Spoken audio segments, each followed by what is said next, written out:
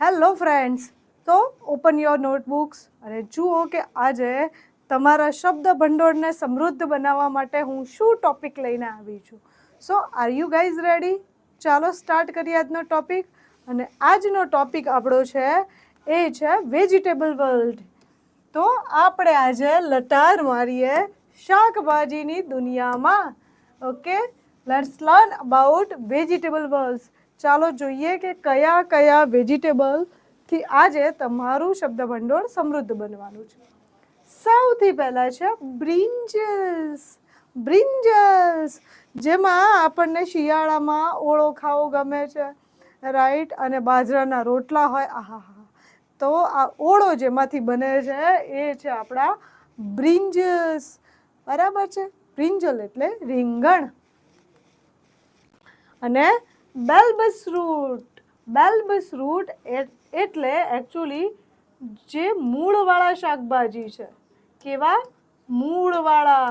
એટલે કે જે શાકભાજીના મૂળમાં છે અને એને આપણે ખોરાકમાં ઉપયોગ લઈએ છીએ એ તમામને કહેવાય બલ્બસ, રાઈટ? બલ્બસ રૂટ. પરંતુ સુરણ પણ બલ્બસ રૂટ કહેવાય છે. સુરણ પણ એકચ્યુઅલી મૂળ જ છે જેનો આપણે શાકભાજીમાં ઉપયોગ કરીએ છીએ, રાઈટ? સો બલ્બસ રૂટ એટલે સુરણ પણ થાય છે. Next one is cabbage. It is called cabbage. Cabbage. Cabbage એટલે કોબીજ. આપણી કોબીજ જે કહીએ છીએ, पत्ता गोभी, जिसको हिंदी में बोलते हैं पत्ता गोभी. फूल गोभी भी अलग है और पत्ता गोभी भी अलग है. तो કેબેજ એટલે આ કોબીજ. અને કેલીફ્લાવર. કેલીફ્લાવર એટલે આપણું જે ફ્લાવર છે એ કેલીફ્લાવર કહેવાય છે. ઓકે, કેબેજ એટલે કોબીજ. As we know carrot. હવે તો રેડ કેરેટ આવે છે, ઓરેન્જ આવે છે, પછી બ્લેક કેરેટ પણ આવે છે. તો આ કેરેટ એટલે ગાજર. ઓ અગેન રીંગણ. પણ અગેન એને એગ પ્લાન્ટ કહે છે, કેમ કે રાઉન્ડ મોટા રીંગણા હોય, બરાબર છે, એને આપણે એગ પ્લાન્ટ કહેવાય છે. એટલે એગ પ્લાન્ટ એટલે પણ રીંગણ એવું થાય છે, બરાબર છે? અને હજુ પણ રીંગણને એક વસ્તુ કહેવાય છે એબરજીન, એવું પણ કહેવાય છે. ગાર્લિક. નેક્સ્ટ છે ગાર્લિક.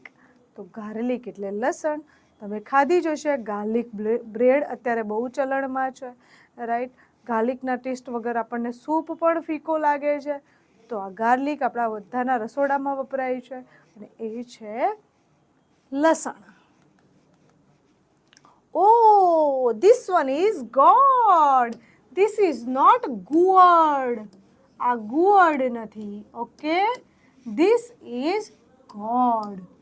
gourd, right? gourd એટલે દૂધી. પણ જેટલા પણ વેલાવાળા શાકભાજીમાં જે લટકેલા શાકભાજી છે એ થાય છે બધા gourd કહેવાય છે. અને દૂધીના પર્ટિક્યુલરલી આપણે કાંઈ કહેવું છે તો આપણે એને કહીશું બોટલ ગોર્ડ. શું કહીશું? BOTTLE. Bottle gourd. Bottle gourd. GOURD gourd. Bottle gourd. GOURD bottle gourd એટલે દૂધી. દૂધી પણ જુદી જુદી પ્રકારની થતી હોય છે. રાઉન્ડમાં પણ થાય, તુંબડા જેવી, જે તુંબડું કહીએ છીએ એવી રાઉન્ડ પણ થતી હોય છે. લાંબી દૂધી પણ થતી હોય છે, નાનકડી દૂધી પણ થતી હોય છે. દૂધીના પણ અલગ અલગ પ્રકારો છે. શિયાળાની ઋતુમાં આપણે સૌ લીલું શાકભાજી ખાવા પ્રેરાઈએ છીએ. એમાંથી એક શાકભાજી છે એ છે આપણા લીલા વટાણા, જેને આપણે અંગ્રેજીમાં ગ્રીન પીઝ કહીએ છીએ. શું કહીએ છીએ? Green peas. So green peas એટલે આપણા લીલા વટાણા. As we know lemon. Lemon કે બિના સબ અધૂરા. તો લેમન એટલે લીંબુ. અને મિન્ટ એટલે ફુદીનો. ફુદીનાવાળી ચા પીએ છીએ આપણે. પાણીપુરી ખાઈએ છીએ ત્યારે ફુદીનાનું પાણી હોય છે, ફુદીનો નાખવામાં આવે છે. આ ફુદીનો એટલે mint. And yes, my favorite okra, my favorite okra. અને okra ને આપણે બીજું કહીએ છીએ, શું કહીએ છીએ? કોની આંગળી? તો ભાઈ લેડીઝ ફિંગર. કોની ફિંગર? Ladies finger. તો લેડીઝ ફિંગર એટલે પણ ભીંડા અને okra એટલે પણ ભીંડા. તો નેક્સ્ટ છે, it is onion. It is onion. ઘણા લોકો એને ઓનિયન પણ બોલે છે. It's all right. પર્પઝ તો સર્વ થાય છે અને પ્રોનાઉન્સિએશન પણ કેટલાક અંશે ચાલે એવું છે. It is onion. ઓનિયન એટલે કાંદા. કાંદા અથવા ડુંગળી. ડુંગળી ગરીબોની કસ્તુરી કહેવાય છે, રાઈટ? એટલે ડુંગળી. Parsley. It is parsley. Parsley એટલે અજમો. અજમો જે સૂકો હોય એને પાર્સલી સીડ્સ કહેવાય છે. ઓકે, અને પાર્સલી એટલે અજમો.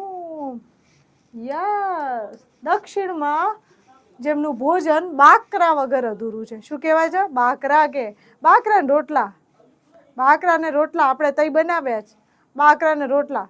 હાલો તાર બાકડા. તો આ બાકડા એટલે તુવેર. આખી તુવેર જે છે ને, રાઈટ? અને તુવેરને ઇંગ્લિશમાં કહેવાય પીજન પીઝ. શું કહેવાય? Pigeon Pease. પીઝ એટલે આમ સપોઝ દાણા હોય ને, દાણાવાળા આખા કઠોળ હોય ને પીઝ આપણે કહેતા હોઈએ છીએ. તો આ પીજન પીઝ એટલે તુવેર દાણા, અને પીજન લેન્ટિલ એટલે તુવેરની દાળ. છે ને ઇન્ટરેસ્ટિંગ?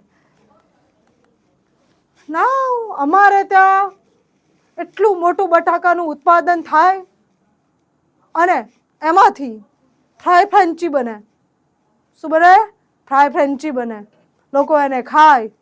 તો ફ્રાય ફ્રેન્ચી જેમાંથી બને છે એ છે આપણા પોટેટોઝ. પોટેટોઝ એટલે બટાટા અથવા બટાકા. અને પમ્પકિન જે ન્યુટ્રિશનનો ઘણો મોટો સોર્સ છે એ છે પમ્પકિન. અને પમ્પકિન એટલે કોળું. હેલો પમ્પકિન પમ્પકિન, હેલો હની બની, એ ગીત છે ને, એ પમ્પકિન એટલે કોળું. અને આ છે આપણો રેડિશ. શિયાળામાં જોવા મળે છે. ખાસ તીખો તમતમતો લાગે અને આની સાથે ગાંઠિયા હોય તો એક અલગ જ ચટાકો પડી જાય છે. ઓકે, સો રેડિશ મૂળો. સ્પિનિચ પાલક. સ્પિનેચ પાલક.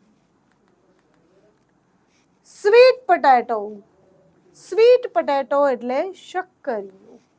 અને ટોમેટો, that we know. ટામેટું.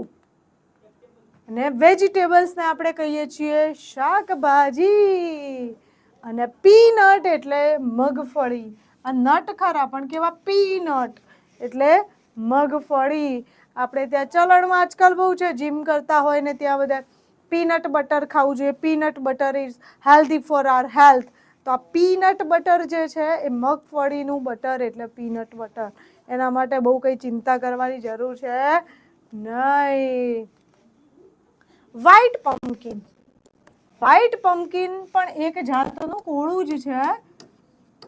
કોળું અથવા દૂધી બેની પ્રજાતિ આપણે એને કહી શકીએ છીએ. પરંતુ આ વ્હાઈટ પમ્પકિનનો ઉપયોગ પેંઠા બનાવવા માટે થાય છે. પેંઠા. આગ્રા ગયા હોય તમે તો તમને ખબર જ હશે કે આગ્રાના પેંઠા બહુ ફેમસ છે. તો વ્હાઈટ કલરના જે આમ જેના ચોરસ ટુકડા થયેલા હોય પેંઠા એટલે જેમાંથી બને છે white pumpkin. Next one is vetches. વેચીસ.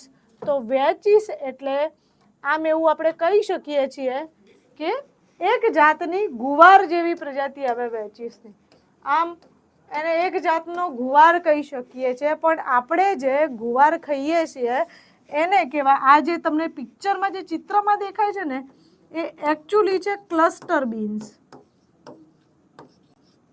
Cluster beans એટલે गुवार फली. गवार આપણે જે गवार कही के वही गुवार जो खाता है ना उसी की बात है. तो आ गुवार એટલે ક્લસ્ટર બીન્સ. અને વેચીસ એ પણ એક જાતનો ગુવાર જ છે અથવા તો કેવું એવું કહી શકીએ કે અંગ્રેજી આખું પ્રજાતિ છે. અને એને ના એ આવે છે વટાણામાં કે ના આવે છે ગુવારમાં. એટલે વચ્ચેની પ્રજાતિ કહેવાય અને એક જાતનો ગુવાર જ એને કહેવામાં આવે છે. પણ આપણે જે રોજ શાકભાજીની લારી પરથી લાવીએ છીએ એ છે ક્લસ્ટર બીન્સ. મજા આવી ને? તો મળીએ છીએ નવા લેક્ચરમાં નવું વોકેબ તમારું લઈને. ત્યાં સુધી બાય.